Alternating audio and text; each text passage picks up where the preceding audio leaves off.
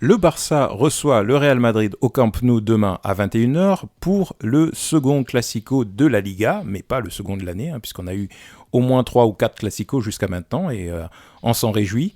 Donc second Classico de Liga, match retour, où le Barça va pouvoir, en cas de victoire, prendre encore plus de distance et s'envoler vers la Liga face au Real Madrid. Barça-Real Madrid, on en parle tout de suite.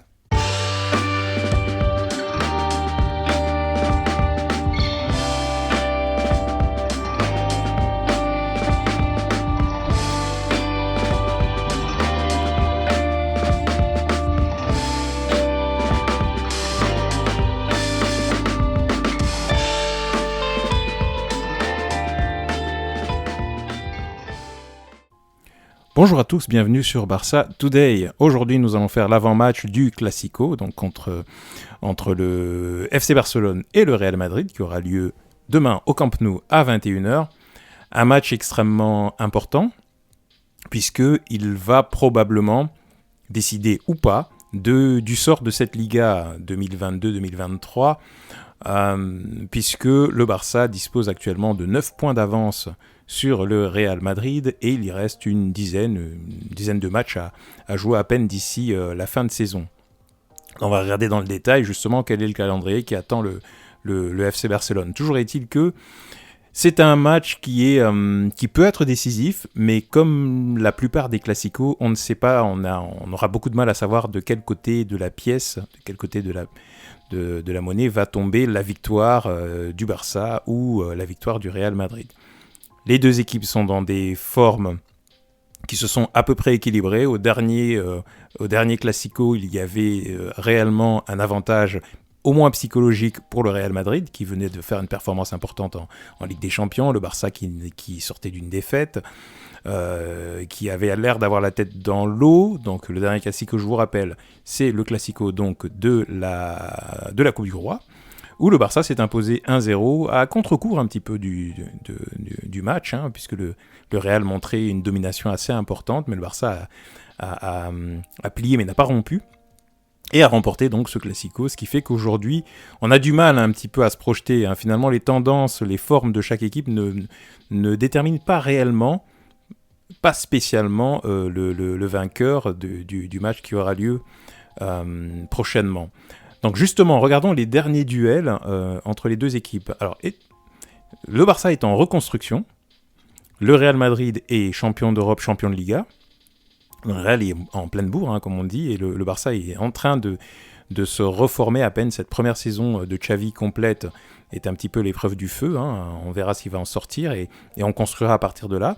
Mais si on regarde, finalement, on se rend compte que les derniers matchs, les 5 derniers, on a plutôt des victoires du Barça. 1-0, comme je vous le disais, donc 0-1 en Coupe du Roi.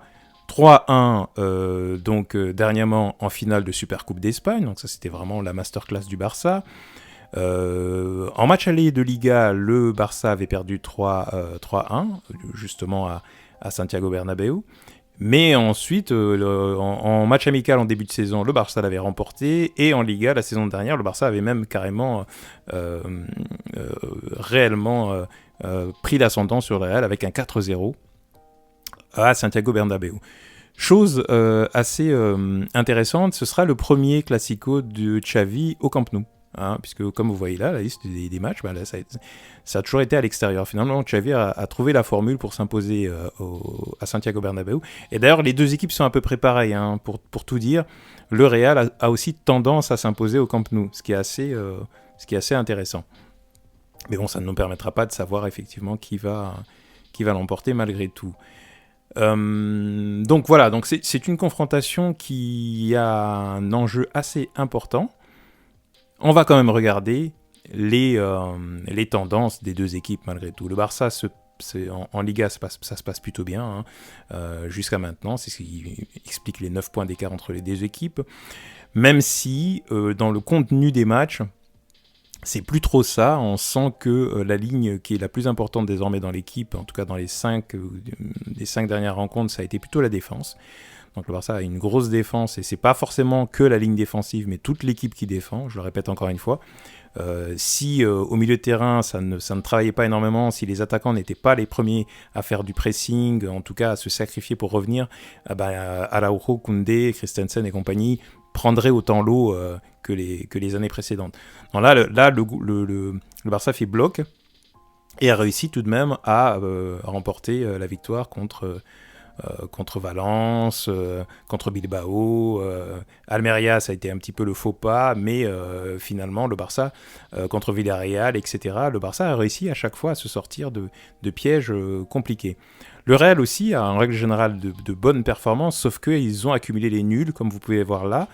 2 nuls successifs contre le Betis, contre l'Atlético de Madrid, ce qui, en fait, a permis au Barça de faire l'échappée, comme en cyclisme, et de continuer à avancer, à vivre sa petite vie.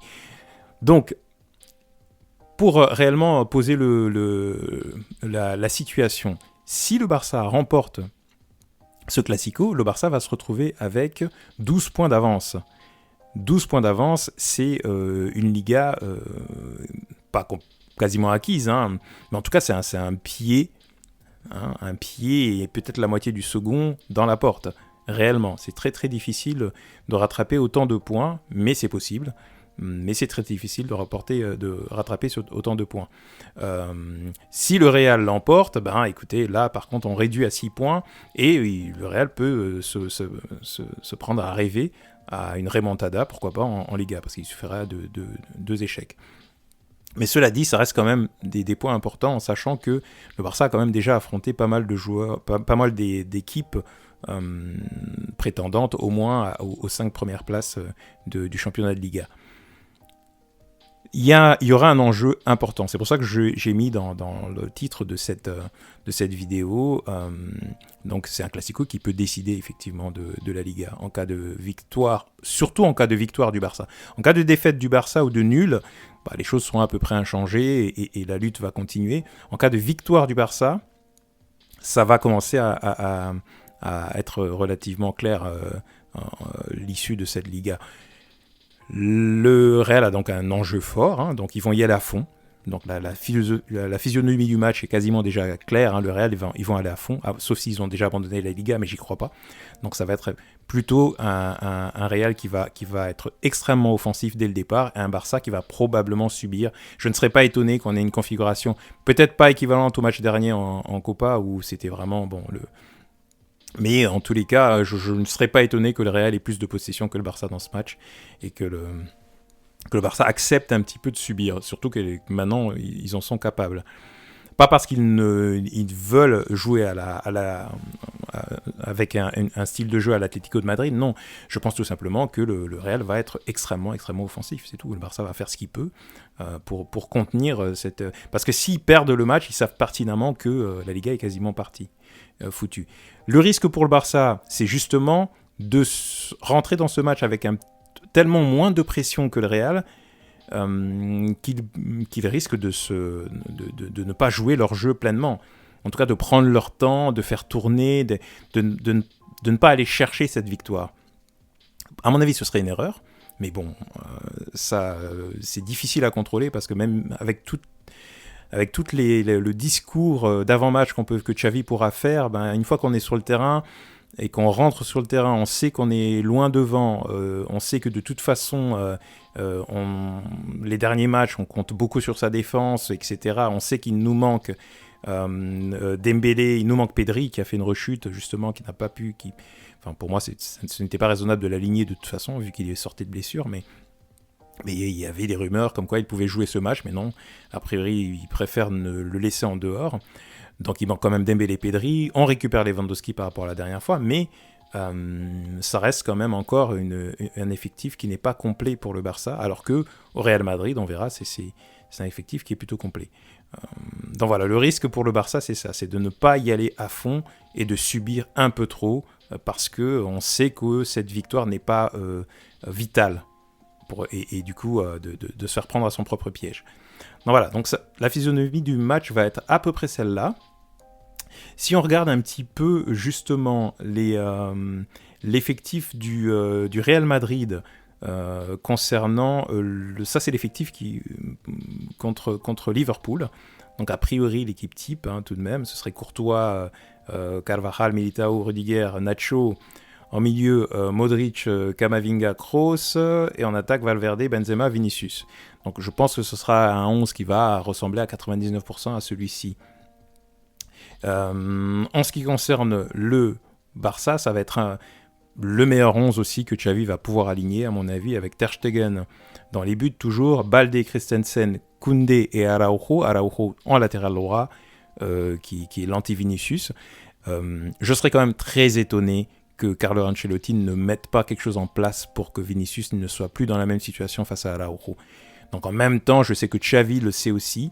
Donc Xavi a dû prévoir un plan B au cas où Vinicius ne serait pas tout à fait au même endroit ou que Ancelotti mettra en place un dispositif différent parce qu'il est quand même en train de perdre la plupart des classicos contre Xavi, là, mine de rien.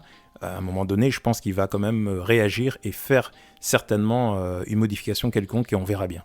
Xavi devra réagir en ce moment-là. Mais pour le moment, c'est le schéma classique. Au milieu de terrain, évidemment, De Jong, Busquets et Kessié, avec un Gavi qui va être sur l'aile gauche, mais qui va venir former ce carré du milieu. Je pense que c'est le meilleur dispositif, et c'est le dispositif qui nous permet de mieux contrôler le ballon. Donc ne pas avoir 3 attaquants, comme on l'a fait au match précédent, et ça n'a pas fonctionné pour moi, mais bien avoir 4 milieux, et 2 attaquants avec Lewandowski en pointe et Rafinha évidemment qui est un peu le talisman en ce moment, Rafinha, donc c'est très bien qu'il soit là. Donc voici les 2 11 que je pense vont être alignés. Concernant effectivement les impacts de ce match, de cette victoire ou de cette défaite, ce qui est intéressant, c'est de voir un petit peu ce qu'a fait le Barça depuis le début de cette deuxième partie de championnat. Là, vous voyez effectivement les équipes que le Barça a affrontées jusqu'alors. On parlait de Valence, on parlait de Villarreal, on parlait du Betis. Là, ça va être le Real Madrid. Donc en fait, le Barça aura affronté en cette seconde partie de saison, la plupart des grosses équipes. Il en reste quelques-unes quand même.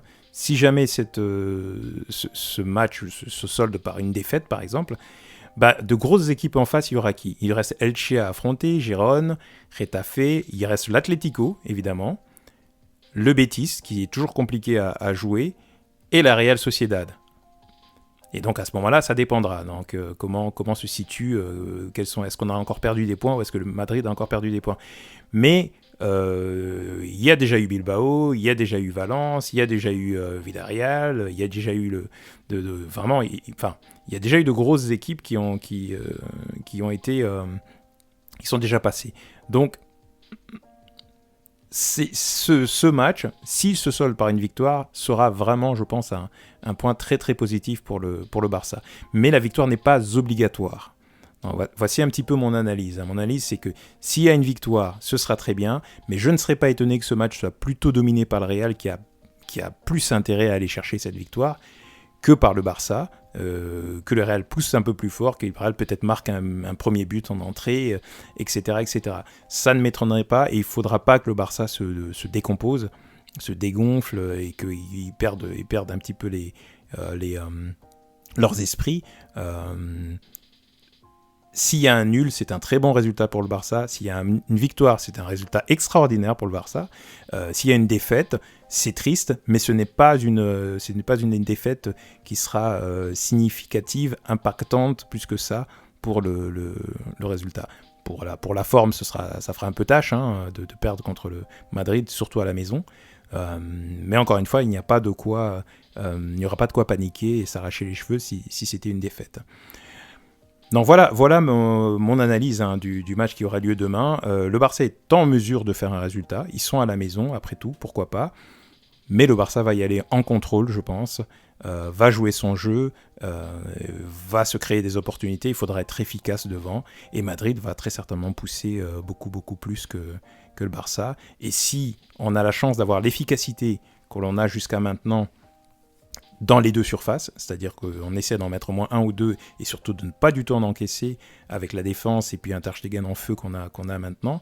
Si Araujo fait un gros match, comme il a l'habitude de le faire face au Real.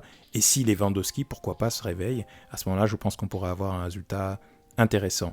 Donc dites-moi ce que vous en pensez. Est-ce que vous êtes, vous, plutôt très positif en vous disant, ben voilà, finalement, on est plutôt dans une tendance extrêmement bonne contre Madrid et on va profiter de cette occasion pour réellement mettre un coup de poing sur la table et avancer pour la victoire en Liga, ou est-ce que on va la jouer prudent et on va se dire, bon, bah, s'il y a un nul, c'est pas plus mal.